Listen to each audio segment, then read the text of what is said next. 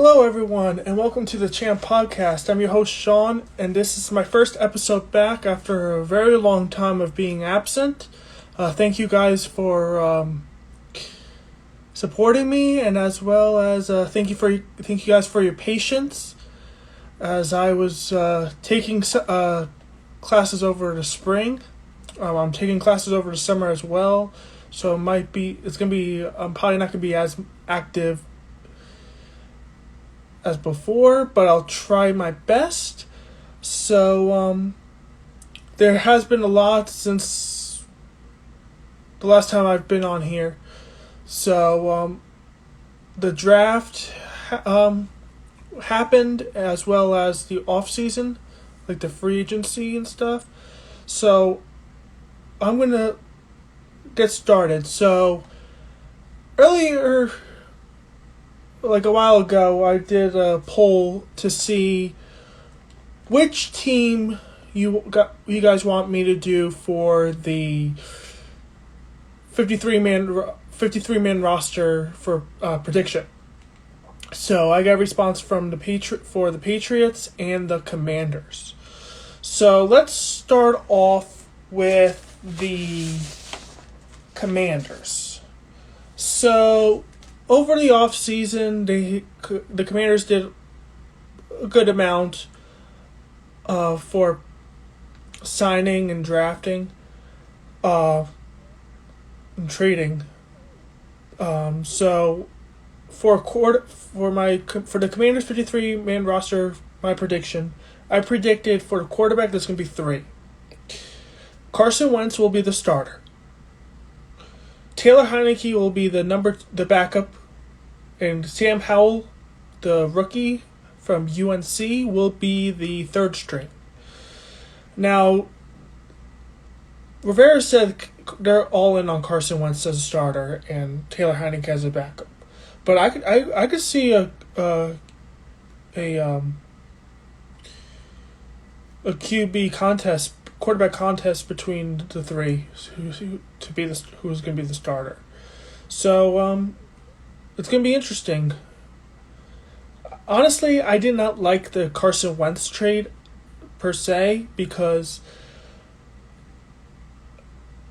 I would wait till next year to draft a quarterback, like Young or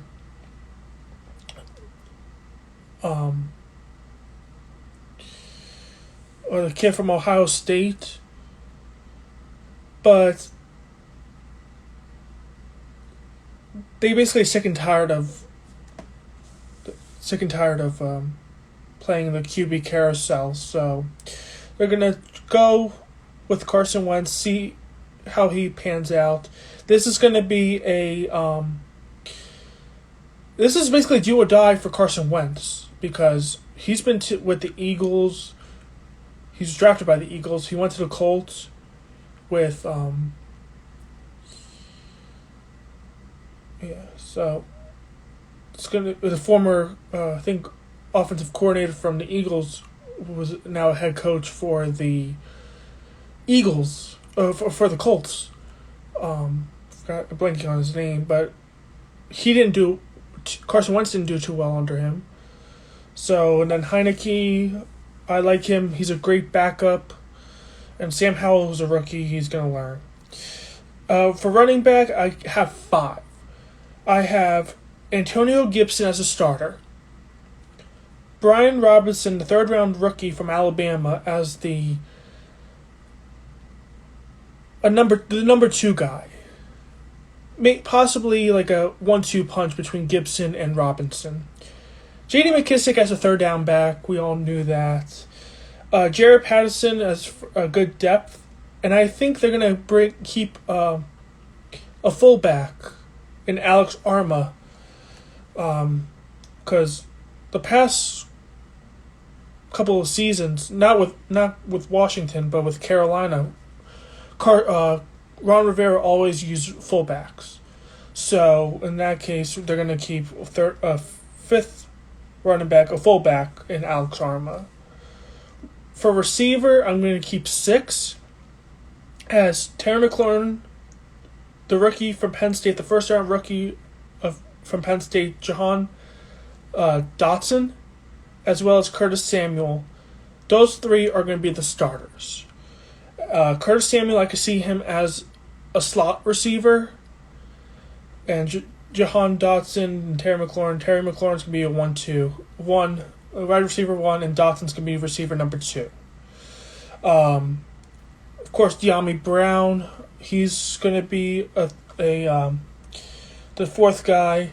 Cam Sims, I really like him a lot. He is like a baller.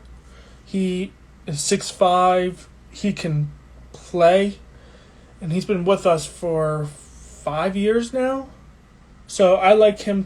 I like them to keep Cam Sims. And Alex Erickson, I think he's going to be the returner since we let go of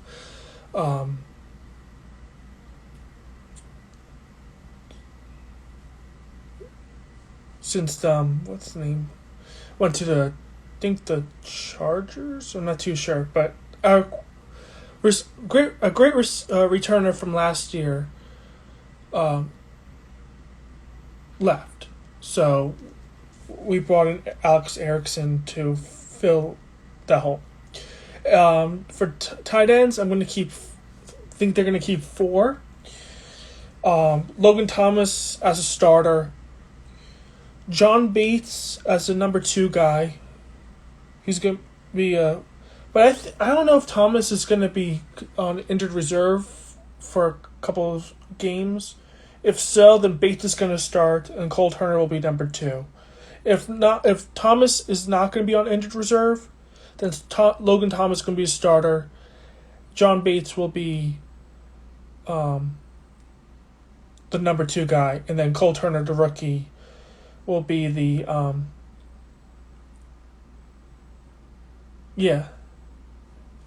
and then Cole Turner's a rookie, the number 3 guy, and Sammy Reyes. He's a developmental player, but I like him a lot. I mean, he's an international prospect from Chile, but I could see him making the team just to learn more to learn more in the tight end position. For tackle, I could see them keeping 4. Sam Cosmi as a starter on the right side.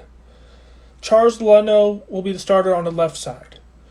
And then, of course, I'll have Sadiq Charles and Cornelius Lucas as the depth piece. Charles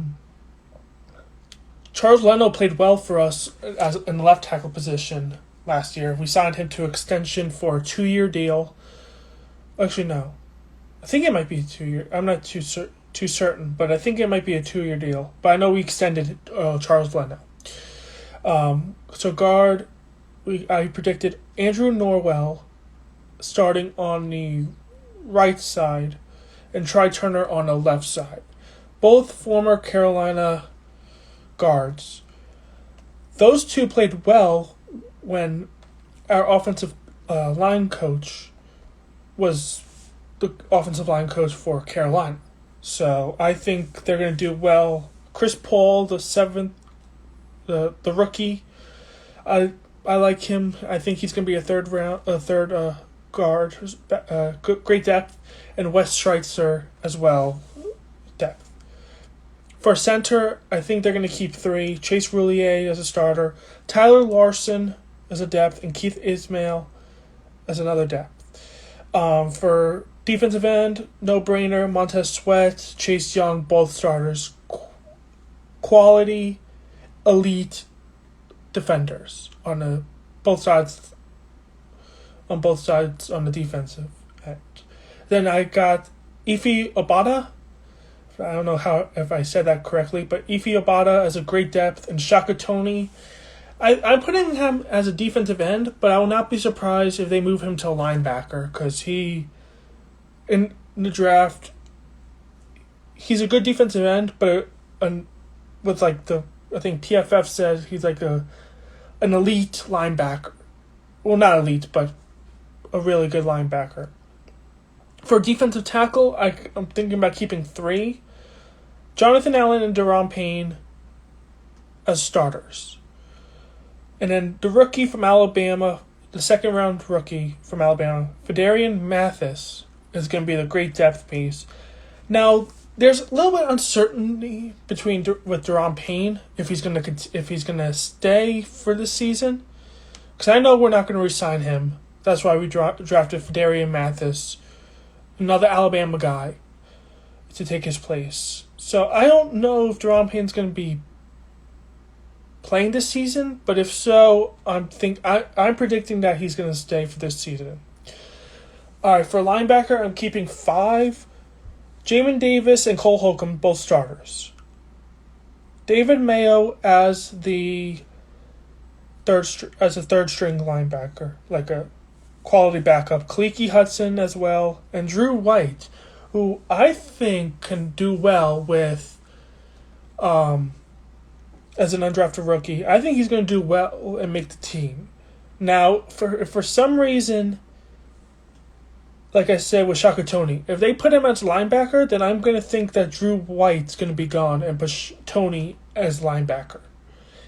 But for now, I think Drew White has the advantage and keep Shaka Toney as the defensive end. For the cornerback, I'm going to keep 5. William Jackson as a starter. Kendall Fuller as well. Benjamin St. Juste, like him a lot. Great athlete. Troy Apke, a lot of people are going to be upset with it, but he's a great special teamer, and we need some special teams help. So I think they're going to keep Troy Apke and then have Christian Holmes as a 4th string and Troy Apke as a special teamer. Christian Holmes is a rookie.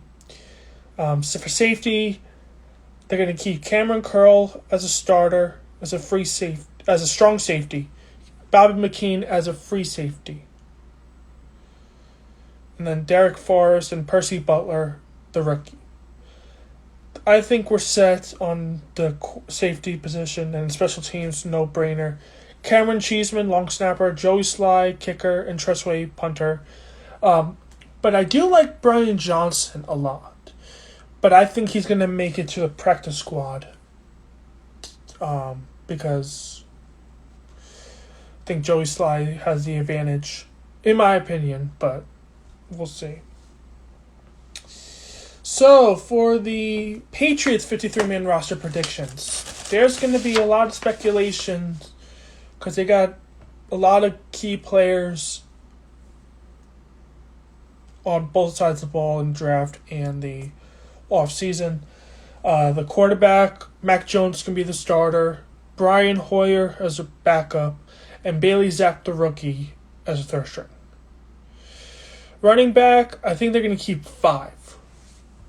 James White is going to be the starter. Ramondre Stevenson, who played well in his rookie year, he's going to be the 2nd string. Kevin Harris and Pierre Strong, both rookies, they're going to probably make the team as 3rd and 4th. And J.J. Taylor, I think, is going to be as a returner. Because they love J.J. Taylor so much, so they're probably going to keep him. Wide receiver, Nelson Aguilar, Kedrick Bourne, and Devontae Parker both starting. Taquan Thornton, the rookie out of Baylor, who ran the fastest 40 time for a receiver, he's going to make the team. Now, I don't know, but I think I'm going to have N'Keal Harry as the 5th string, only because I think they're going to test him one more time. If not, then he's going to be gone. And then Matthew Slater, another returner. So I think they're stacked with receiver. Tight end, they're going to keep 4. Hunter Henry as a starter. Jonnu Smith, Devin Asiasi, and Dalton Keene are going to probably be the tight end position. For tackle, I'm going to keep predicting 3. Trent Brown, starter, on the left side. Isaiah Wynn on the right side. And then the rookie, Andrew Stuber, the rookie, is going to be the 3rd string. Okay, for guard, I think Cole Strange, the first round rookie that completely shocked everyone from Chattanooga, is going to start left guard. Then Yasser Durant, the start is going to be starting on Cole Strange is going to be on the left. Be a left guard. Durant's going to be on the right. And then Jason Hines, the rookie, is going to be the third string. And then Michael Onwenu is going to be the fourth string. And then center, I'm going to say David Andrews is going to be a starter and James Ferentz as a backup. Then for defensive end, I have Henry Anderson on the start on the left side and DeAndre Wise Jr. This is going to be on the... Yeah, Henry Anderson's going to be on the left side. Wise is going to be on the right side. For defensive tackle, I think they're going to keep 5. They're going to keep Christian Barmore and Lawrence Guy. I think they're going to be both starters. Then they got Devon Guchaw as the third string. Then both rookie LeBron Ray and Sam Roberts as the depth. Then outside linebacker, they're going to keep 4. I think they're going to keep Matthew Judon on the left side, Ronnie Perkins on the right side. Then Mac Wilson is going to be, and Josh Uche, I think, could I pronounce it right? Uche is going to be on the depth piece. And for middle linebacker, I think they're going to keep Juwan Bentley as starter, same, and Raquan McMillan as well as the depth. Okay, and then for the cornerback, they're going to keep 6, I think. Malcolm Butler and Jalen Mills both starting. Then Jonathan Jones as the third string. Then Jack Jones and Marcus Jones, both rookies, for 4th and 5th. And then Justin Bethel will be the special teamer. He played well on special teams, so I think he's going to stay on the roster for special teams purposes. For safety, I think they're going to keep 4. Kyle Duggar and Jabril Peppers. I think they're going to start. Kyle Duggar on the free side, Jabril Peppers on the strong side. Devin McCourty, great. I think he's going to probably be a start as well, between Peppers and McCourty. But I think he's going to be there for leadership, and Adrian Phillips as well. And the special teams, they got Jake Bailey as a punter, Nick Folk, kicker, and Joe Cardona as a long snapper. So those are my 53-man roster prediction for the Patriots. All right, so off to the draft. Here is my winners for the draft. I love what they did for the winners side. I think the Jets won it 100%. They got the best player in Sauce Gardner. They traded up to get a defensive end from Florida State, Johnson. He's good. They also got Breece Hall. They actually drafted Jeremy Rucker, the tight end from Ohio State. Great player. Great weapon for Zach Wilson to throw to. So I love what they did with the draft. And they, of course, later on, they got depth. The other winner, I think, did well, in my opinion. I think the Eagles won that draft as well. The Eagles actually traded. Eagles got A.J. Brown in a trade. Great receiver. The Titans were not willing to pay him the amount he wanted. So I think with A.J. Brown, Smith, Goddard, you name it, they have great players for Jalen Hurts for him to throw to. Now, here are my losers for the draft. I did not like what the Jaguars did with their first pick. Walker's a great player, don't get me wrong. But I don't see him as the number one overall pick. He honestly was. I think he's in the top 5, but I don't see him as the number one receiver. I mean, Aiden Hutchinson was available. I mean, everybody was available, but Aiden Hutchinson, I think I thought he's going to be number 1 overall from Michigan, but that's what they. I just didn't like what the Jaguars did with the first overall pick, and then the other loser I have is the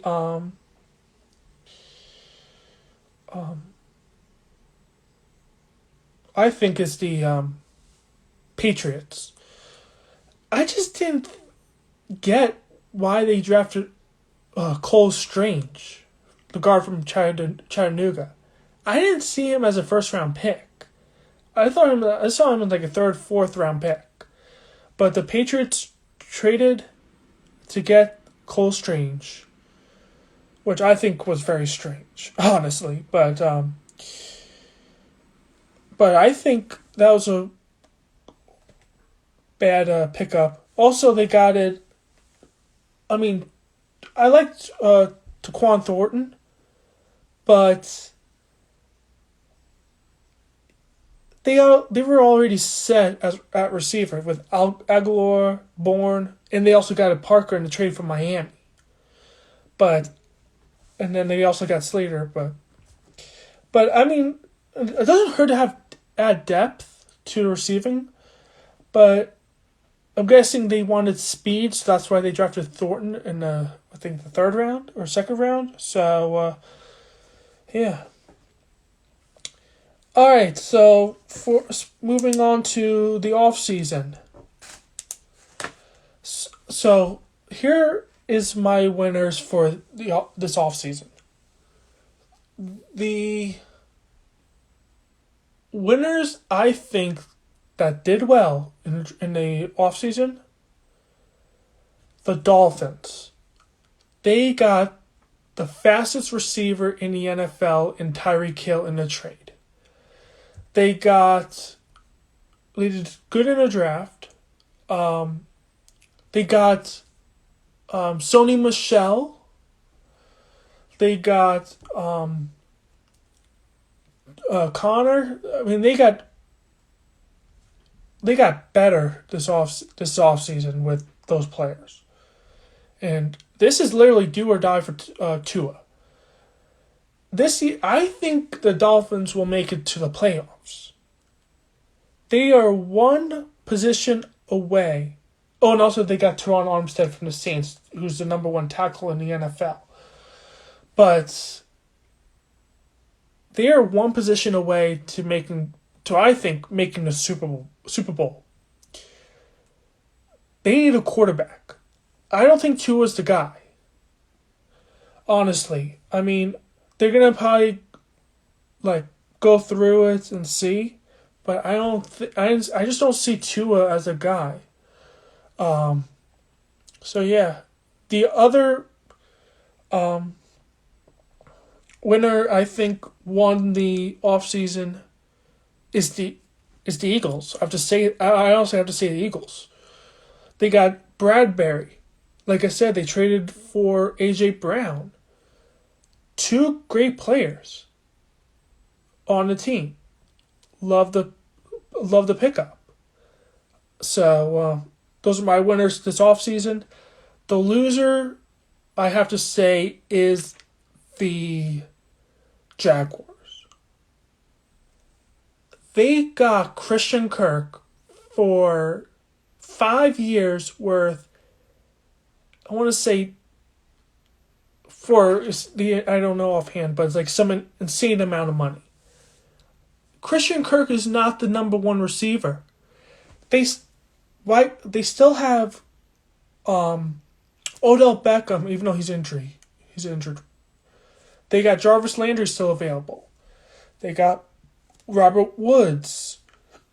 They got the Jaguars spend a lot of money, but I just don't see Christian Kirk as the number one receiver for the Jaguars. They should have kept what's his name? He's with the Lions now.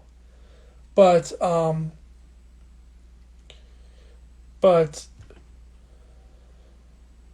I just don't think and then they got Brandon Scherf is good, but he's like injured a lot. So, I mean, he's been to Pro Bowl so many like 5 out of 6 years, 6 years or 6 out of 7. He just missed it once. So I mean, so yeah, that's the loser for the off season. So moving on to baseball. Trevor Bauer, as we all know, the Dodgers pitcher, has been suspended for 2 years for some, I think there was like some allegation. And so, do I like that suspension? I mean,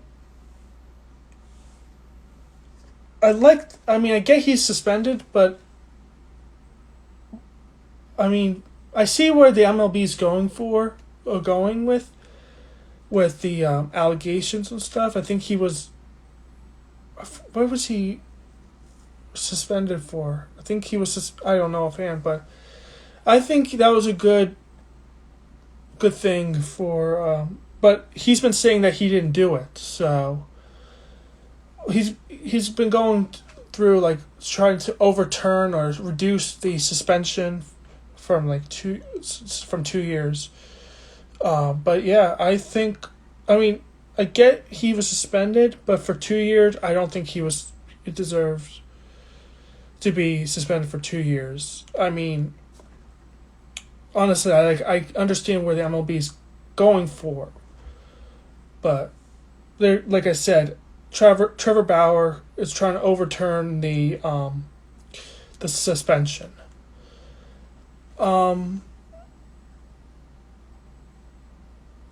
So yeah, I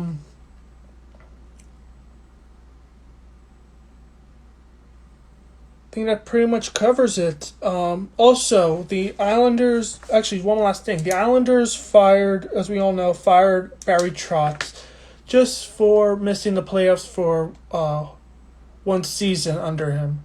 But also I heard that a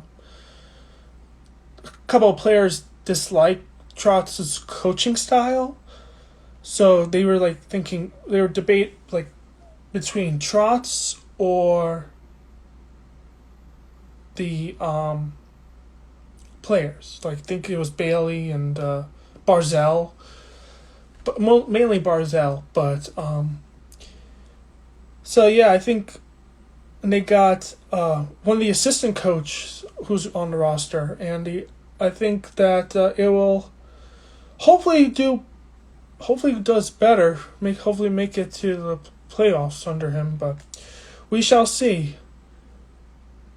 Yep, I hope the Red Sox turn it around too as well. I mean, it's a tough start of the season, but we'll see. I mean, it's tough, but I'm actually surprised that the Orioles are doing good this year. That's my shock of the season. Is that the Diamondbacks and the Orioles are, even though it's closer to the mid, but I'm actually surprised that they're both doing well, especially both in a tough division with the AL East and the NL. So yeah. Oh, the Reds are horrible. Yeah, the Reds are horrible. Absolutely. Alright, that pretty much covers it. So thank you guys for watching, and have a nice day.